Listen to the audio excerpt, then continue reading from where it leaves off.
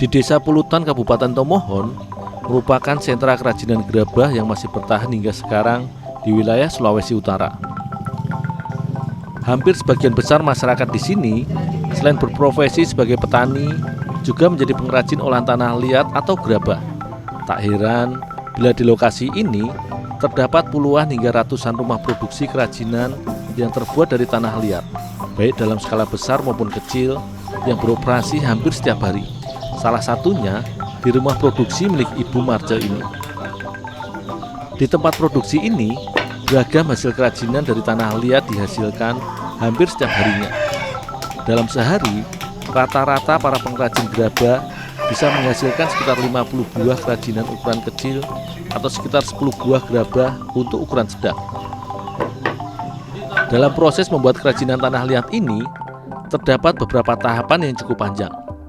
Tanah liat yang sudah dibersihkan terlebih dahulu, kemudian dipadatkan dan dibentuk dengan alat tradisional. Khusus untuk peralatan memasak seperti belanga atau kana, yaitu wajan, dibentuk dengan alat yang terbuat dari kayu yang bernama tooto serta uwu dan dipadatkan dengan sesepe. Setelah itu, tanah liat yang sudah dicetak menjadi kerajinan dijemur hingga kering sekitar 1 hingga 2 hari, barulah kemudian dibakar atau dipanggang. Proses penjemuran ini fungsinya agar tekstur tanah liat menjadi semakin padat dan mengeras. Selain itu, juga berfungsi sebagai uji kelayakan, karena adonan tanah liat yang belum padat biasanya akan retak atau pecah pada saat penjemuran. Namun bila adonan padat dan kuat, maka adonan tanah liat menuju proses pembakaran.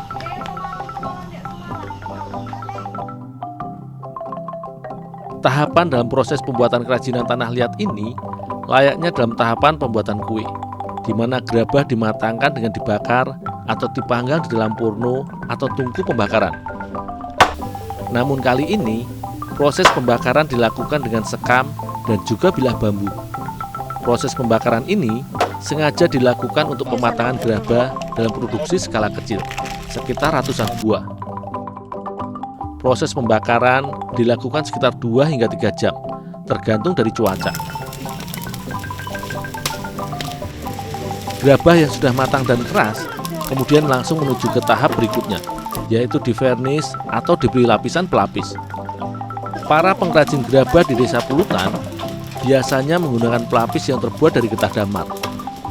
Proses pelapisan getah damar dilakukan ketika gerabah dalam keadaan hangat. Selain agar damar mudah meleleh dan melekat dengan baik, getah damar akan mudah terbakar bila gerabah dalam kondisi masih sangat panas.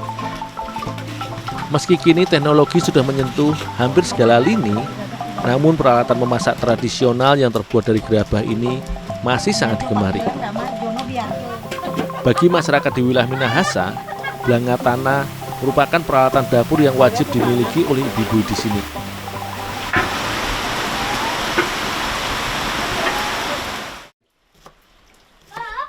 Selain kokoh dan kuat, belanga tanah ini merupakan alat dapur andalan untuk membuat olahan masakan, salah satunya adalah sagu gulung. Kali ini, aku akan membantu Ibu Uli membuat olahan tradisional Minahasa ini. Beragam komposisi bumbu khas Minahasa pun dihaluskan dan diracik oleh Ibu Uli sebagai kunci dari cita rasa olahan makanan ini. Sementara Ibu Uli menyiapkan bumbu, aku membantu membuat adonan sagu. Tapi sebelumnya, aku harus membersihkan belanga tanah terlebih dahulu. Belanga tanah yang masih baru harus dibersihkan dari sisa getah damar yang masih melekat pada permukaan bagian dalam belanga. Selain sisa getah damar bisa termakan dan beracun, sisa getah damar yang masih melekat tentunya juga akan mempengaruhi cita rasa dari masakan yang dibuat. Karenanya, belanga tanah harus dibersihkan dengan cara direndam dengan air mendidih di atas bara api, supaya sisa getah damar yang masih melekat terkelupas dan larut di dalam air panas.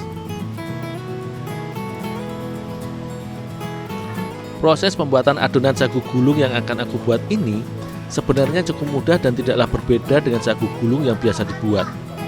Tepung sagu yang telah dibersihkan kemudian dicampur dengan kelapa parut dan sedikit garam supaya gurih.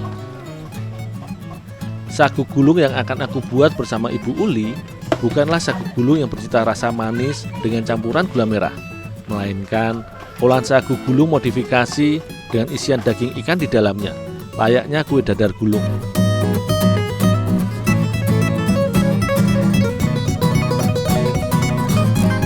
Sementara aku menyiapkan adonan sagu, Ibu Uli pun melanjutkan pembuatan adonan isian.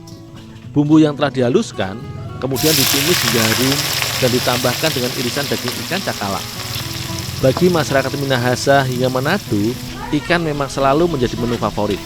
Kali ini, Ibu Uli memasak irisan ikan cakalang dengan bumbu woku sebagai isian olahan sagu gulung yang akan kami buat agar lebih nikmat.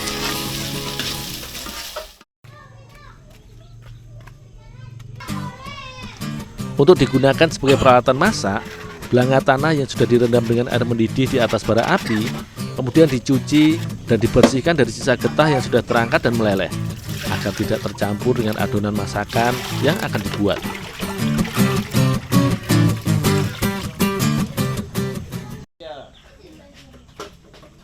Adonan sagu yang sudah dicampur dengan kelapa dan garam, kemudian dipadatkan dan dibentuk di dalam belanga untuk selanjutnya dimatangkan atau didadar di atas bara api.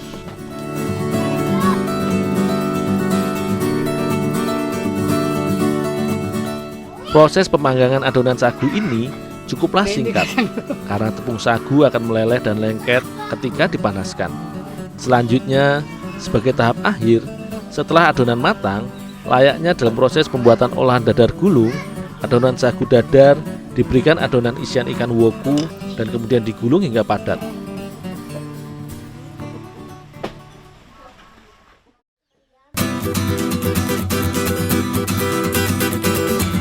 Olahan sagu gulung merupakan jajanan yang mengenyangkan, juga syarat akan kandungan gizi. Sagu yang kaya akan kandungan karbohidrat berpadu dengan daging ikan yang syarat kandungan protein, lemak, dan juga zat besi, seolah menjadi kalori atau sumber tenaga yang baik bila dikonsumsi.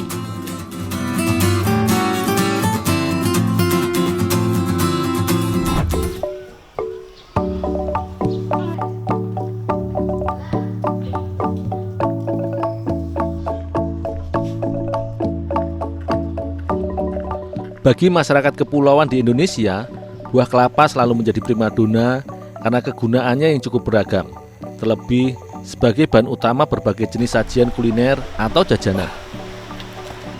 Masyarakat Siau telah mengenal kelapa sebagai salah satu bahan utama masakan. Selain digunakan sebagai bahan santan, buah kelapa juga diolah menjadi salah satu komposisi makanan layaknya sayuran, yaitu sayur kembare atau yang berarti sayur kelapa. Selain membuat sayur kembare, aku membantu mempersiapkan kelapa mengkal sebagai bahan utama resep masakan tradisional khas Pulau Siau ini. Kelapa mengkal atau sering juga disebut kelapa semanten ini sengaja dipilih untuk diolah menjadi bahan masakan sayur kembare karena tekstur daging buahnya masih cukup kenyal dan tidak terlalu keras seperti layaknya kelapa tua. Selain itu, kelapa muda ini sudah memiliki kandungan santan sehingga cukup gurih untuk dijadikan bahan dasar masakan. Bagi masyarakat Siau, buah kelapa yang sudah dikupas kemudian dibuang airnya, biasanya dicukur atau diparut hingga teksturnya hancur menjadi kelapa parut. Namun kali ini, aku mencoba membuat variasi. Buah kelapa aku serut agar teksturnya panjang ketika dimasak nanti.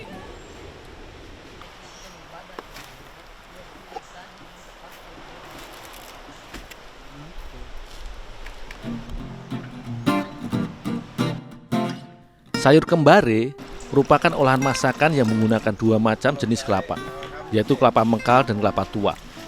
Karena sayur kembare sendiri sebenarnya merupakan olahan masakan dengan kuah santan. Sementara aku menyiapkan kelapa mengkal sebagai salah satu bahan sayuran, Ibu Teti membuat santan kental dari kelapa yang sudah tua. Ibu, ini kelapa sudah dikerok. Terima kasih, tolong ambil ikan pasar. Oh, ya Bu.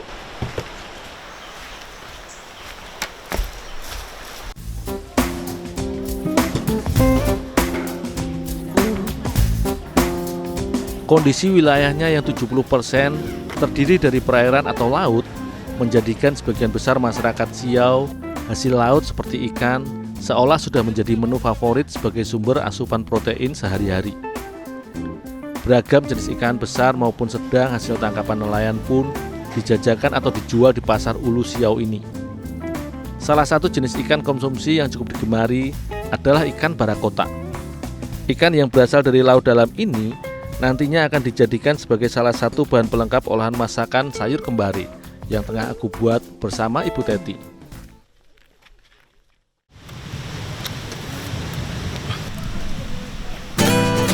Meski memiliki banyak duri, namun jenis ikan nokturnal ini memang banyak diburu karena sensasi cita rasa dagingnya yang cukup lembut layaknya ikan tenggiri. Karena itulah, sebelum diolah bersama bahan lainnya, warga biasa mengolah ikan barakota dengan cukup dibersihkan isi perutnya saja, kemudian dipotong-potong menjadi beberapa bagian.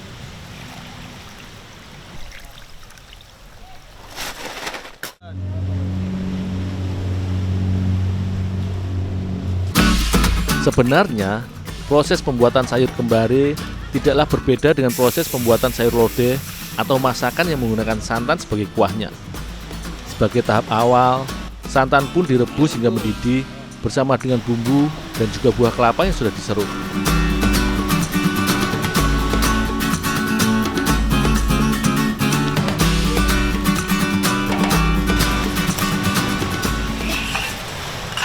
Bu, ini Bu ikannya, Bu.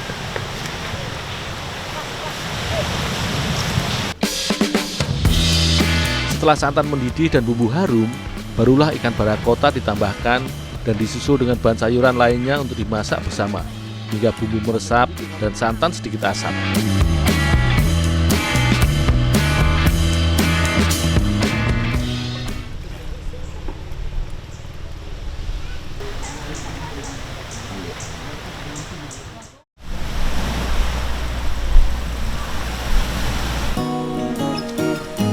Selain dinikmati segar sebagai buah atau dijadikan bahan dasar olahan makanan, buah kelapa ternyata juga bisa diolah menjadi menu masakan yang lezat oleh masyarakat Siau. Sebagai olahan masakan, sajian sayur kembari cukup kaya akan kandungan protein karena menggunakan kelapa yang kaya protein dan lemak, serta ikan barakota yang juga syarat akan kandungan omega 3 sebagai bahan dasar masakan. Meski jarang dijumpai sebagai olahan masakan, namun buah kelapa mengkal memiliki tekstur hampir mirip layaknya labu siam. Selain itu, cita rasa dari buah kelapa serut yang manis dan gurih semakin menambah sensasi menikmati sajian resep masakan tradisional khas Pulau Siau ini. Masakan sayur kembari ini seolah dapat menjadi pilihan lain serta variasi masakan, apalagi dipadu dengan daging ikan barakota yang lembut.